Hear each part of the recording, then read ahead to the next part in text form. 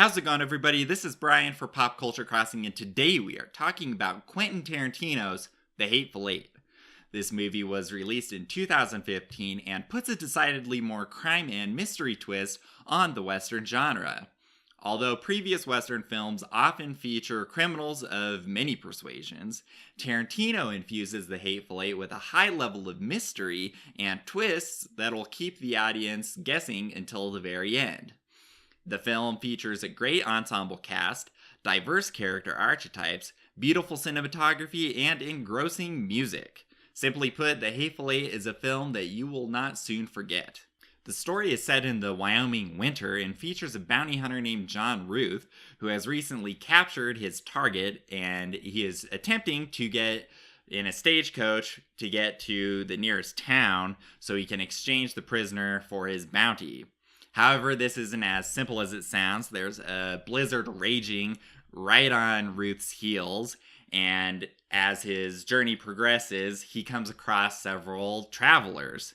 And as a result, this slows him down, and he ends up accepting the travelers into his stagecoach. As a result, he ends up getting engulfed in the blizzard and must stay at a haberdashery to wait out the storm.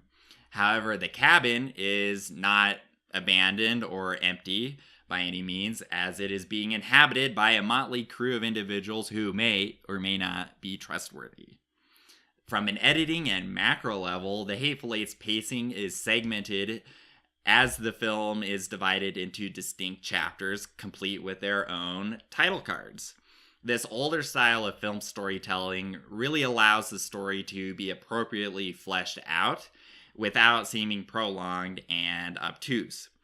Additionally, it also helps the audience get a feel for the progression itself and kind of where they are in the story, and the title cards also provide some context for what'll happen in that given segment.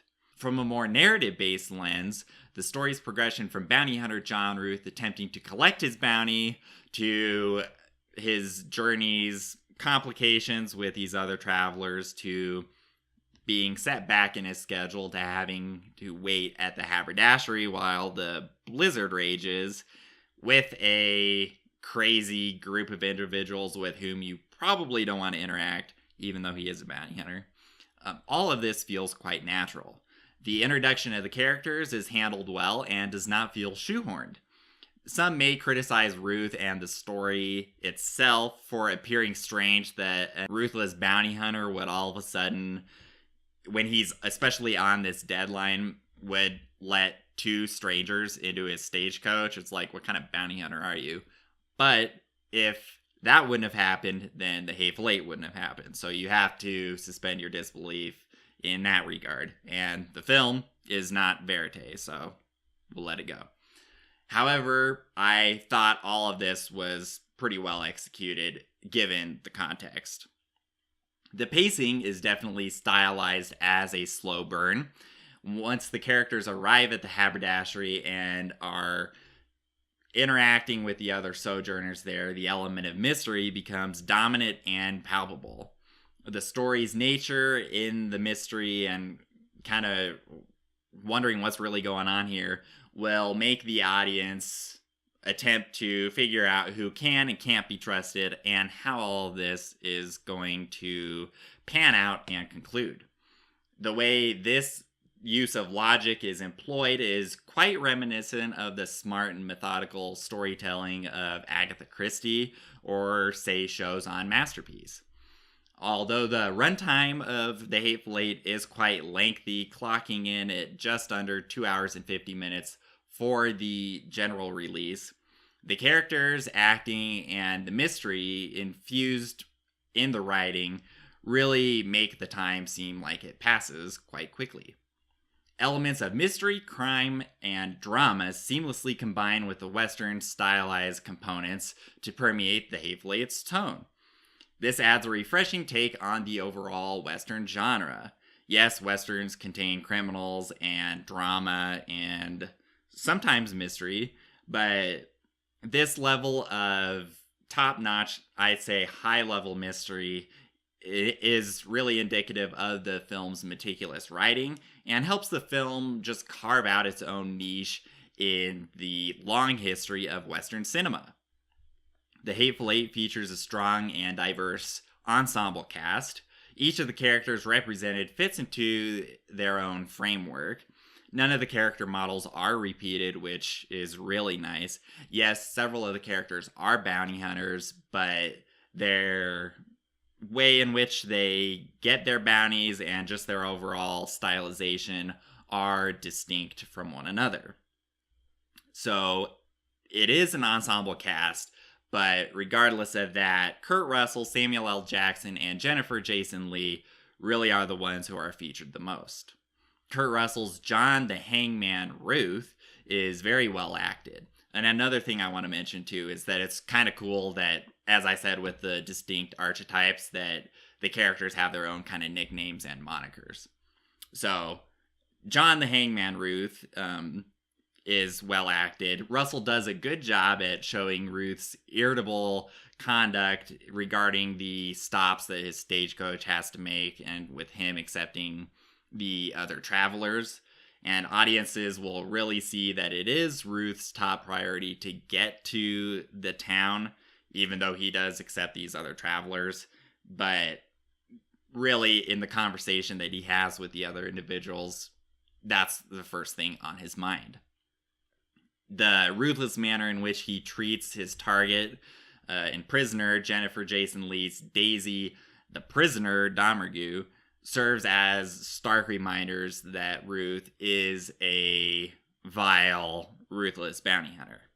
Samuel L. Jackson's Major Marquis, the bounty hunter Warren, is the most outspoken and feisty of the eight. Warren's back, and honestly, this really fits with Jackson's style and delivery, especially in Tarantino films. Warren's background and tactics are communicated clearly through dialogue that serves as exposition. Though it is just dialogue, it's so well crafted that you feel like you've seen movies with him before and that you've been on his adventures, and it's like, oh yeah, I know what he's talking about, but this is the first time we're introduced to him, so it's like, well done on the writing. Now, because of his blunt personality, Warren can be quite ostentatious, and this is most evident when Jackson delivers a monologue, which is quite vulgar in content. However, this soliloquy is framed in that he's baiting one of the other characters inside the haberdashery, but just some of the content in there could have been polished a little bit more. This is my most glaring critique of the movie, actually, was this sequence. And it should have been reworked better to show, to get the point across and show that he was still baiting the other character, but you could have cut some of that out there. Yes, this is a Tarantino film, and he is known for having such elements, and this is even the case in the, quote, new Tarantino films, which are kind of from Inglourious on. So, at the very least, I think this segment could have been trimmed down a little bit anyways, but those are my opinions on that. Jennifer Jason Leigh's Daisy Domergue, the cause of Ruth's journey and subsequent experiences, is convincing. The way in which Leigh conveys Domergue's criminality is pretty chilling, and although she is currently restrained and being held prisoner by Ruth, Leigh does a great job showing her nefarious nature and the fact that Ruth is definitely not going to want to take his eyes off of Domergue. The other members of the eight consist of Walton Goggins' Chris the Sheriff Mannix, Damian Bashir's Bob the Mexican, Tim Roth's Oswaldo the Little Man Mowbray, and Michael Madsen's Joe the Cowpuncher Gage. So if the characters Gnomes de Guerre aren't enough to get you excited and intrigued about what are these characters about, what are they doing, and what are their motivations, then rest assured that the nuanced method acting and their performances as such will make your screening definitely worth your time. Robert Richardson's cinematography is very artistic. The mix of cowboy shots and the use of depth of field are successful at capturing the tension and mystery that fill so many of the movie sequences. Richardson's intentionality in his compositions are definitely something that should be appreciated. There are some sequences that will really serve as subjects for deeper film analyses. And I thought there was a little critique here, and it kind of course corrected, it seemed like, as the film progressed, but I want to mention this here. In the haberdashery, there was one part where the top lighting around a table seemed a bit odd and harsh, but other sequences kind of corrected that and made it more convincing. So this is a minor criticism, but worth mentioning nevertheless. If anything, there may have been some incongruities with the initial shot that kind of stood out to me, and maybe some of the lighting or workings within the set itself could have been smoothed out, so the rest of it was copacetic like the other sequences were. Nevertheless, just want to mention that real quick. The second unit and establishing shots are just stunningly beautiful, and they're really the type of shots that make you want to have those as posters on your wall or wallpapers like on your computers or phones or tablets, that type of thing. Ennio Morricone's compositions are another great highlight of the film. Morricone is no stranger to creating iconic Western melodies, and his work in The Hateful Eight illustrates that he is just as creative and inspired as ever. And the use of bassoon and sharp strings in the film's theme is used to haunting and mysterious effect. And I find myself, even after seeing The Hateful Eight, that I'm still find myself every once in a while humming that melody.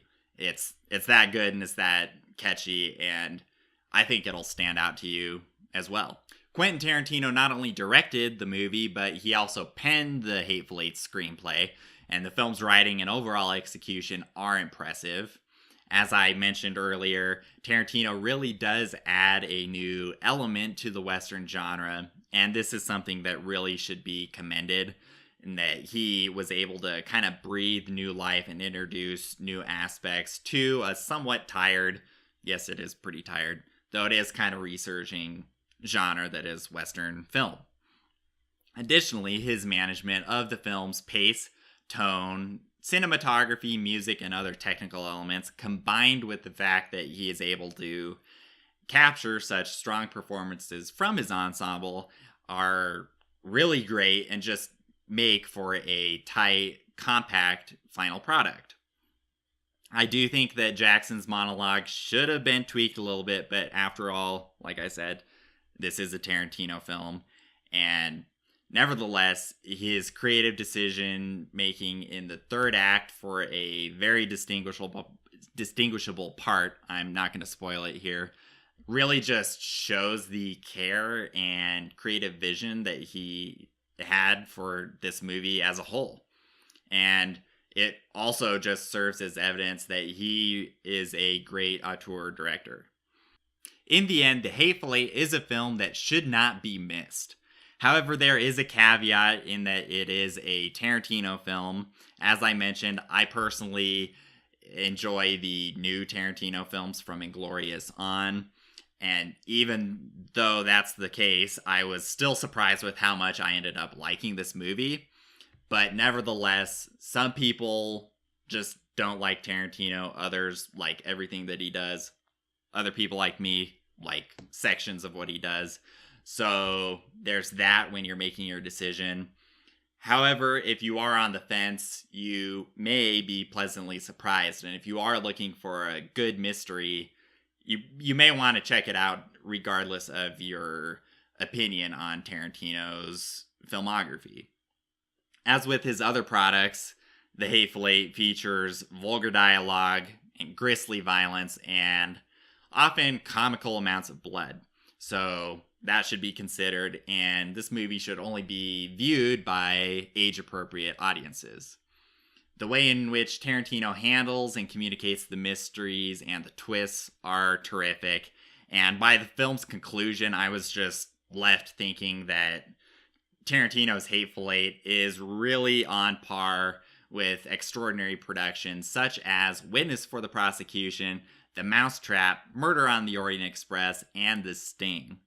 And that is the case, just really the feeling and satisfaction that you have after the film is finished. It's like, wow, they really don't make movies like this anymore. And that's why I just mentioned the movies I did, in that it really has that powerful effect on you as a viewer.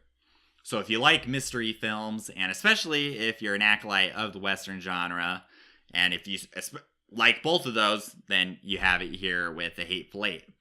And this movie will not let you down. So that's my review of the movie. Be sure to let me know what you thought of the film in the comments below or on Pop Culture Crossing's social channels.